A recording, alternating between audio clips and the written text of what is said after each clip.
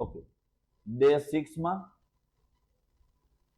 આજે આપણે જે ટુ હેવ ના ફોર્મ્સ ઓફ ટુ હેવ જે આપણે ડે 5 માં જે શીખ્યા હતા એની અંદર વર્તમાન કાળમાં અને આપણે એનું આજે ભૂતકાળમાં ટુ હેવ નું ભૂતકાળનું રૂપ જે આપણે આજે શીખવાનું છે. પણ એની પહેલા કેટલાક નાઉન્સ છે. આપણે આગળ ડે 5 સુધી દર લેક્ચરમાં 10 વર્બ્સ આપણે શીખ્યા, એટલે એ આપણા 40-50 વર્બ્સ આપણા રેડી થઈ ગયા છે. અને આજે હવેથી આપણે ચાલુ કરીશું નાઉન્સ. ઘણા બધા શબ્દો એવા હશે જે તમે જાણો જ છો, એટલે તમને યાદ રહેવાના જ છે ઇઝીલી. જો તમે એઝ અ સ્ટુડન્ટ ભણી રહ્યા છો તો તમારે સ્પેલિંગ પણ મોઢે રાખવાના છે. અને જો તમે સ્કૂલમાં નથી ભણતા અને માત્ર તમે સ્પોકન ઇંગ્લિશ માટે જ કરો છો તો તમને એક ઓપ્શન છે કે તમે સ્પેલિંગ મોઢે કદાચ ન રાખો તો કોઈ વાંધો નહીં, પણ એનો ઉચ્ચાર એને શું વંચાય છે એ આપણને ખબર હોવી જરૂરી છે. તો અહીંયા છે પહેલું છે નાઉન બોય. બોય એટલે કે છોકરો, ગર્લ એટલે છોકરી, મેન, મેન એટલે માણસ, વુમન એટલે કે સ્ત્રી, કિડ એટલે કે બાળક, હેન્ડ, હેન્ડ એટલે હાથ, લેગ એટલે પગ, ફિંગર કેટલી હોય? 5 હોય. કોઈ કે તો મને એવું કહ્યું કે આ એક થંબ હોય ને બાકીની ફિંગર હોય. ઓકે, સમજી ગયા. ફિંગર એટલે આંગળી. હવે કેટલી વાર તમે ઘરે જઈને પછી ગણી લેજો શાંતિથી. એના પછી આગળ આઈ એટલે કે આંખ, ઈયર એટલે કાન. અને જે આપણા આ 10 નાઉન પૂરા થયા છે એને તમે સાંભળી લીધા છે. વારે ઘડી એને રિપીટ કર્યા કરવાના વિડીયોઝને, એ શબ્દો જે શીખ્યા છીએ અને એના એ જ વાક્યોને વારંવાર તમે એને સાંભળ્યા કરશો ને એટલે ઓટોમેટિક સેન્ટેન્સીસ આપણા મગજમાં ફિટ થઈ જશે. હવે આ છે તમારી પાસે જે લાસ્ટ ટાઈમ જે આપણું હોમવર્ક હતું ડે 5 નું, તો આ ડે 5 ના હોમવર્કના આન્સર છે. એને તમે એનો સ્ક્રીનશોટ પાડી લેજો અને ક્રોસ ચેક કરી લેજો કે તમારી કોઈ ભૂલ છે આમાં. ભૂલ હોય તો એને સુધારી લેજો. આ સાઈડ પર ગુજરાતી છે, આ સાઈડ ઉપર એનું ઇંગ્લિશ છે. આજનો ટોપિક આપણે શરૂ કરીએ, જેમાં ટુ હેવ નું રૂપ છે અને એ ભૂતકાળનું છે. આ બહુ જ સહેલું, કારણ કે આમાં એક જ ક્રિયાપદ છે જે છે હેડ. વર્તમાન કાળમાં તો હેવ અને હેઝ બે અલગ અલગ રૂપો હતા, ભૂતકાળમાં એક જ છે હેડ. એટલે કોઈ પણ હોય, I, we, you, he, she, it, they કે પછી કોમલ, બધામાં આવશે શું? હેડ. તો જુઓ અહીંયા, આ બહુ જ ઇઝી ટોપિક છે અને આની અંદર આપણે હેડ વાપરવાના છીએ બધા જ સર્વનામમાં. અને વ્યક્તિનું નામ આપેલું હોય, નેહા, તો પણ આમાં આવશે હેડ. એટલે વ્યક્તિનું નામ હોય તો પણ હેડ આવશે. એનું સેન્ટેન્સ આપણે સમજીએ. અહીંયા ભૂતકાળ છે, આગળ વર્તમાન કાળ. કે મારી પાસે પેન છે તો આઈ હેવ અ પેન, પણ મારી પાસે પેન હતી, ભૂતકાળ થઈ ગયો, તો શું આવે? હેડ આવે. એટલે કે આઈ હેડ અ પેન, આઈ હેડ અ પેન. અહીંયા વાક્ય છે કે મારી પાસે પુસ્તક હતું, મારી પાસે પુસ્તક હતું, તો આઈ હેડ અ બુક. અહીંયા પાછળનું જે નાઉન છે ને ચેન્જ થયા કરે. મારી પાસે પેન હતી, આઈ હેડ અ પેન. મારી પાસે પુસ્તક હતું, આઈ હેડ અ બુક. આ વર્ડ બદલાયા કરશે. મારી પાસે કાર હતી, આઈ હેડ અ કાર. મારી પાસે બાઇક હતી, આઈ હેડ અ બાઇક. સમજ્યા? આગળનું ફિક્સ થઈ ગયું, પાછળના શબ્દો નાઉન તમે ચેન્જ કર્યા કરો એટલે બદલાયા કરશે. હવે એના પછી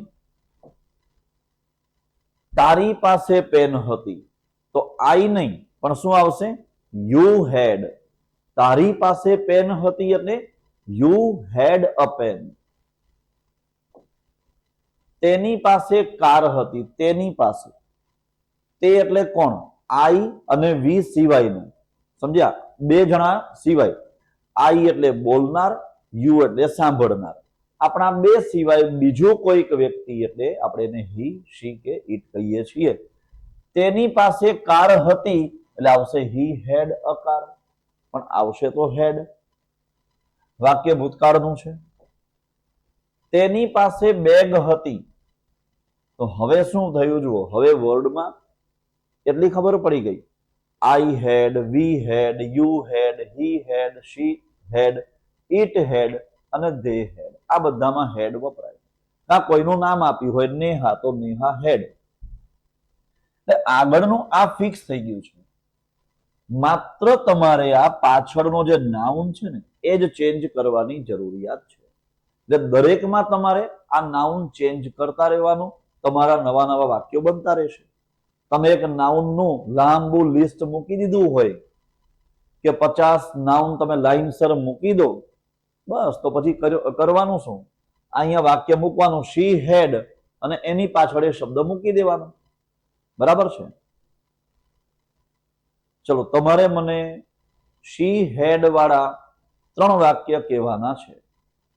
વિચારી લો. શી હેડ વાળા 3 વાક્ય, જેમાં પાછળના તમારે 3 કોઈ પણ તમે નાઉન વિચારી લો. યસ, પ્રેરણા, શું આવશે sentence? She had a kurti. Okay. Neha?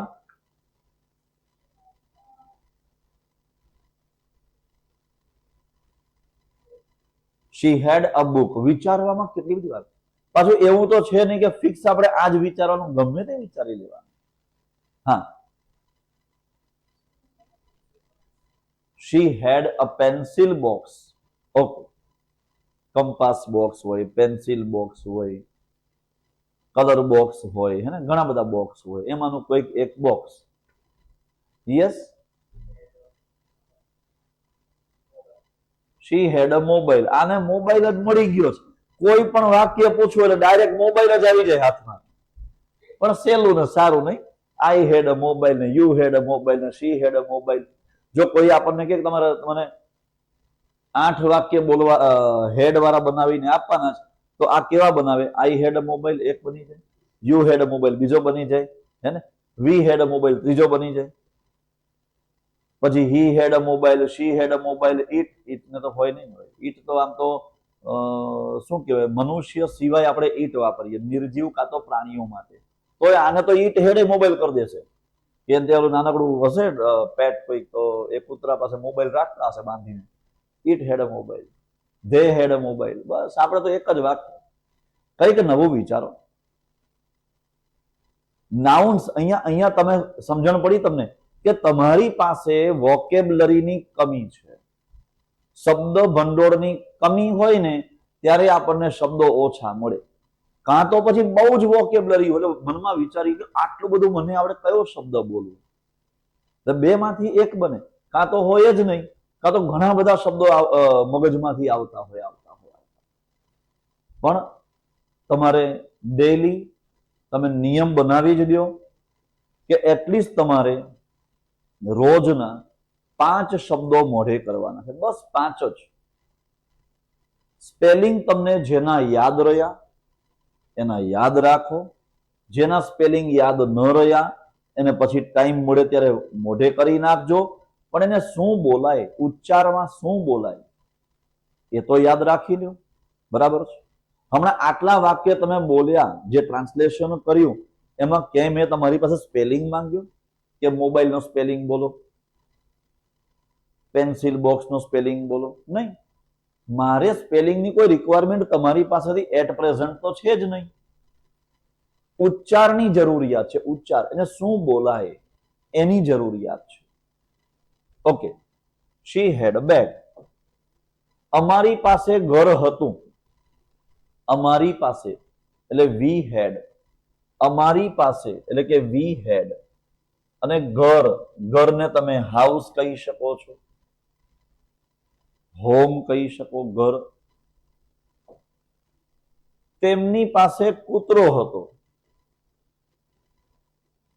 તેમની પાસે, તે પણ અહીંયા તે એટલે તેમની બહુવચન તરીકે છે ધે. તેઓની પાસે બહુવચનમાં છે એટલે ધે વાપર્યું છે. માનો કે આપણે તે તરીકે સામાન્ય એક વચન તરીકે વાપરીએ કે તેની પાસે કૂતરો હતો, તો શું આવે? હી હેડ અ ડોગ. પણ તેમની પાસે એટલે કે તેઓની પાસે કૂતરો હતો, તો અહીંયા લઈએ આપણે ધે હેડ અ ડોગ. મારી પાસે પ્રશ્ન હતો, પ્રશ્ન, a question. I head a question, મારી પાસે પ્રશ્ન હતો. તારા પાસે રમકડું હતું. હવે આમાં તારા એટલે તારી પાસે, કોઈ વ્યક્તિનું નામ પણ તારા હોય. હવે એ રીતે તારા હોય તો તારા હેડ મૂકી દો તો ચાલે, પણ અહીંયા છે તારી પાસે. ટૂંકમાં અહીંયાનો મિનિંગ છે તારી પાસે રમકડું હતું, એટલે કે you had a toy. Toy એટલે કે રમકડું. એના પછી તેની પાસે બાઈક હતી, તેની પાસે બાઈક હતી, તે એટલે કે હી. જેવી રીતે મારી પાસે તો આઈ હેડ, તે એટલે કે હી હેડ, હે ને? બાઈક હતી તો વાક્ય શું બનશે? હી હેડ અ બાઈક. તેની પાસે ડ્રેસ હતો. અહીંયા આપણે તે શબ્દ શી માટે વાપરીએ છીએ. શી હેડ અ ડ્રેસ. અને હવે તમારા માટે આજના ડે 6 ના 10 વાક્ય તમને હોમવર્કમાં મળે છે, ગિફ્ટમાં. આનો તમારે હોમવર્ક કરવાનું છે. નેક્સ્ટ જે આપણે ડે 7 માં મળીશું ત્યાં સુધીમાં તમારે આનું ટ્રાન્સલેશન કરીને રેડી રાખવાનું છે. આપણે રવિવાર, મંગળવાર અને ગુરુવાર એમ અઠવાડિયામાં 3 દિવસ આપણા આ યુટ્યુબના ડેલી જે લેક્ચર્સ છે એ અપલોડ થાય છે.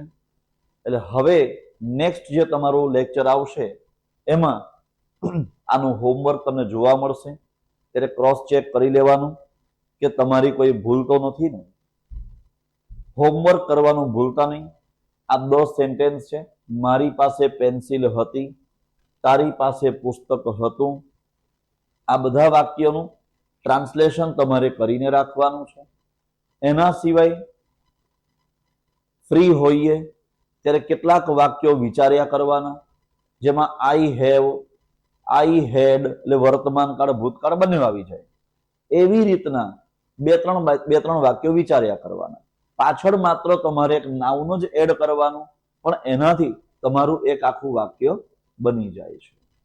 ઓકે, તો મળીશું આપણે નેક્સ્ટ લેક્ચરમાં ડે 7 માં.